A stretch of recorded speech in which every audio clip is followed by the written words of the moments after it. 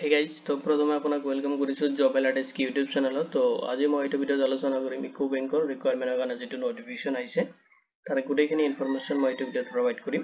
আৰু ভিডিঅ'টো চোৱাৰ পিছত যদি কোনো ধৰণৰ কোৱেশ্চন থাকে আপুনি এইটো ভিডিঅ' কমেন্ট সেকশনত কমেন্ট কৰি দিব পাৰে। লগতে মই এইটো ভিডিঅ'ৰ ডেসক্ৰিপচনত WhatsApp গ্ৰুপৰ লিংক এটা প্ৰভাইড কৰি দিম, তাতে জয়েন হৈ কিনে আপুনি মোক WhatsAppত ডাইৰেক্ট মেছেজ কৰিব পাৰিব। তো আহক দেৰি নকৰি আজিৰ ভিডিঅ'টো আৰম্ভ কৰোঁ। তো প্ৰথমতে আপুনি যিকোনো ব্ৰাউজাৰত ওপেন কৰি ল'ব আৰু তাতে আপুনি সাৰ্চ কৰিব ecoebanking.in সার্চ করিলে অফিশিয়াল ওয়েবসাইটের যেটো লিংক আছে এটা আহি যাব। Eco bank internet banking net banking আহি যাব। জাস্ট আপনি এটো ক্লিক করে দিব, ক্লিক করিলে অফিশিয়াল যেটো ওয়েবসাইট আছে এটা ওপেন হৈ যাব। তো এটা নোটিফিকেশনে বিনা যাও, যেটো নোটিফিকেশন আইছে ৰিকুৱাৰমেন্টৰ কাৰণে এতিয়া চাও যেটো ৰিকুৱাৰমেন্ট আইছে ইকো ব্যাংকৰ তাৰ ডিটেইলছ কিনে মই আপোনাক প্ৰভাইড কৰি আছো। নেম অফ দা অৰ্গেনাইজেশন যত আপোনাৰ ইকো ব্যাংকৰ পৰা আইছে ৰিকুৱাৰমেন্টটো, নাম্বাৰ অফ যেটো আপোনাৰ নেম অফ দা পোষ্ট আছে লোকেল বেংক অফিচাৰৰ কাৰণে যত শৰ্ট ফৰ্মত LBO বুলি ক'ব পাৰি। নাম্বাৰ অফ পোষ্ট আছে আপোনাৰ 250, যত আপোনাৰ নাম্বাৰ অফ পোষ্ট ইন আসামৰ কাৰণে আছে 30। মেন্ডেটৰি ল্যাঙ্গুৱেজ যেটো লোকেল ল্যাঙ্গুৱেজ হয় প্ৰফেশনাল ইন আসামিজ আপুনি জনা হ'ব লাগিব। আপুনি যদি অসমত থাকে তেতিয়া হলে যেটো আসামিজ ল্যাঙ্গুৱেজ হয় তেতিয়া হলে আপুনি এটো লিখিব পঢ়িব এন্ড ক'ব জনা হ'ব লাগিব। নেক্সট চাও যেটো পে স্কেল হয় স্কেল পে আপনি জুনিয়ৰ ম্যানেজমেন্ট গ্ৰেড বা স্কেল 1 or যিখিনি পোষ্ট আছে তাৰ কাৰণে আপোনাৰ এটো স্যালাৰি হয় পাব আপুনি 48,480 rupees। লগতে আপোনাৰ ইনক্ৰিজ হৈ কিনে আপ টু আপুনি 85,920 লৈ কিনে আপুনি স্যালাৰি পাব পাৰ মান্থ। এডভাৰটাইজমেন্ট নাম্বাৰটো দি আছে যেটো মই ভিডিঅ'ৰ ডেসক্ৰিপচনতো প্ৰভাইড কৰি দিম, আপুনি চেক আউট কৰি ল'ব পাৰিব। এলিজিবিলিটি ক্ৰাইটেৰিয়া চাও অফ ইকো বেংকৰ যেটো ৰিকুৱাৰমেন্ট আছে তাৰ কাৰণে এজ লিমিটটো প্ৰথমতে চাও। এজ লিমিটত মিনিমাম এজ বিচাৰিছে 20 ইয়াৰ্স আৰু ম্যাক্সিমাম বিচাৰিছে 30 ইয়াৰ্স। যদি আপুনি 20 and 30 ইয়াৰ্সৰ মাজত আছে আপোনাৰ এজটো ক্যালকুলেশন কৰি কিনে তেতিয়া হলে আপুনি এইটো পোষ্টৰ কাৰণে এলিজিবল হ'ব। নেক্সট চাও এজ ৰিল্যাক্সেশন। এজ ৰিল্যাক্সেশনটো আপোনাৰ ক্যাটেগৰি ওয়াইজ ডিভাইড কৰি দিয়া আছে। যদি আপনি SC বা ST ক্যান্ডিডেট হয় তেতিয়া হলে 5 ইয়াৰ্সৰ কাৰণে আপনি এজ রিল্যাক্সেশন পাব। নেক্সট চাও যদি আপনি OBC বা OBC ক্যান্ডিডেট হয় তেতিয়া হলে আপনি 3 ইয়াৰ্সৰ কাৰণে এজ ৰিল্যাক্সেশন পাব।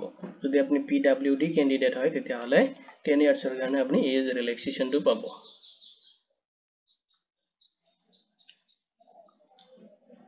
লোকেল ল্যাঙ্গুৱেজ যেটো প্ৰফেশনালি আপনি যেটো ষ্টেটৰ হয় তো বেলেগ বেলেগ ষ্টেটৰ কাৰণে পোষ্টখিনি আছে। যত যেনেকৈ মই গলো আসামৰ কাৰণে 30 পোষ্ট আছে, এনেকা বেলেগ ষ্টেটত আৰু পোষ্ট আছে। যদি আপনি যেটো ষ্টেটৰ পৰা বিলং কৰি আছে সেইটো ষ্টেটত আপনি যেটো ৰিজনাল ল্যাঙ্গুৱেজ হয় এটা আপনি জনা হ'ব লাগিব আৰু তাতে আপুনি পঢ়িব লিখিব এন্ড ক'ব জনা হ'ব লাগিব, তেতিয়া হলে আপনি এই পোষ্টৰ কাৰণে এলিজিবল হ'ব। নেক্সট অফ এডুকেশনাল যেটো কোৱালিফিকেশন, এডুকেশনাল কোৱালিফিকেশনটো বিচাৰিছে গ্ৰেজুৱেচন কমপ্লিট কৰা হ'ব লাগিব। আপুনি যিকোনো ষ্ট্ৰীমৰ পৰা কৰিছে গ্ৰেজুৱেচনটো যেনেকৈ আৰ্টস কমাৰ্চ সায়েন্স তথাপি আপুনি এইটো পোষ্টৰ কাৰণে এলিজিবল হ'ব, এপ্লাই কৰিব পাৰিব। কিন্তু আপোনাৰ থাকিব লাগিব valid marksheet degree certificate and আপোনাৰ ৰেজিষ্ট্ৰেচন সাৰ্টিফিকেটটো আপোনাৰ ভ্যালিড হ'ব লাগিব। এপ্লিকেশন ফি তো চাই লওক। এনেকৈ এপ্লিকেশন ফিটো আপোনাৰ ক্যাটেগৰি ওয়াইজ ডিভাইড কৰি দিয়া আছে। যদি আপুনি আনৰিজাৰ্ভ বা EWS বা OBC ক্যান্ডিডেট হয় তেতিয়া হলে আপুনি ₹800 আপুনি পেমেন্ট কৰিব লাগিব অনলাইনত। নেক্সট চাওক যদি আপুনি SC ST বা PWD ক্যান্ডিডেট হয় তেতিয়া হলে আপুনি পেমেন্ট কৰিব লাগিব ₹175। যেটো আপুনি পেমেন্ট যেটো মোড এটা আপুনি debit card credit card and internet বেংকিংৰ থ্ৰু আপুনি অনলাইন পেমেন্ট কৰিব পাৰিব। এতিয়া চাওক আপুনি এপ্লাইটো কেনেকৈ কৰিব, how to apply for eco bank requirement. আপুনি এপ্লাই কেনেকৈ কৰিব, তো এপ্লাই কৰিবলৈ আপুনি ভিজিট কৰিব লাগিব ইকো বেংকৰ যেটো অফিশিয়াল ওয়েবসাইট আছে তাতে ভিজিট কৰিব আৰু ৰিকুৱাৰমেন্ট সেকশনত যাব লাগিব। যাই কিনে আপনি নিউ যেটো click here to new registration প্ৰসেছত যাব, ৰেজিষ্ট্ৰেচনটো কমপ্লিট কৰিব। ৰেজিষ্ট্ৰেচনটো কমপ্লিট কৰি কিনে আপোনাৰ এপ্লিকেশন ফৰ্মটো সাবমিট fill up কৰিব তাতে, যত আপোনাৰ পাৰ্সোনাল ডিটেইলছ এডুকেশনাল ডিটেইলছ খিনি আননেসেসাৰি ডকুমেন্টছ খিনি আপনি আপলোড কৰিব লাগিব। আপলোড কৰাৰ পিছত আপোনাৰ যদি এপ্লিকেশন ফি হয় এটা পেমেন্ট কৰি কিনে আপনি আপোনাৰ এপ্লিকেশনটো সাবমিট কৰি দিব।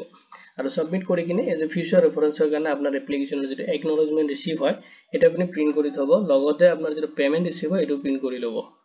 নেক্সট চাওক যেটো importance date Eco bank for যিখিনি ৰিকুৱাৰমেন্ট আছে বা ভ্যাকেন্সিৰ কাৰণে এপ্লিকেশন অলৰেডি ষ্টাৰ্ট হৈছে আপোনাৰ 16 জানুৱাৰী 2025 পৰা আৰু লাষ্ট ডেট হৈছে 5 ফেব্ৰুৱাৰী 2025 তো ডেট আছে আপুনি এপ্লাই কৰিব আৰু আপুনি কেনেকৈ অনলাইনত এপ্লাই কৰিব তাৰ কাৰণে মই এক্সট্ৰাকে ভিডিও এটা বনাই দিম তো এইটো ভিডিওত ইমানতে যদি কিবা কোৱেশ্চন থাকে তেতিয়াহ'লে আপুনি এইটো ভিডিও কমেন্ট সেকশনত কমেন্ট কৰি দিব আৰু যদি কিবা বেছি আৰ্জেন্ট কিবা যদি আপোনাৰ ইনফৰমেশন লাগা আছে আপুনি ডিসক্ৰিপশনত দিয়া হোৱাটসএপ গ্ৰুপৰ লিংকত জয়েন কৰি আপুনি মোক হোৱাটসএপত ডাইৰেক্ট মেছেজ কৰিব পাৰিব তো ধন্যবাদ দি কিনে আজিৰ ভিডিও ইমানতে সামৰিছো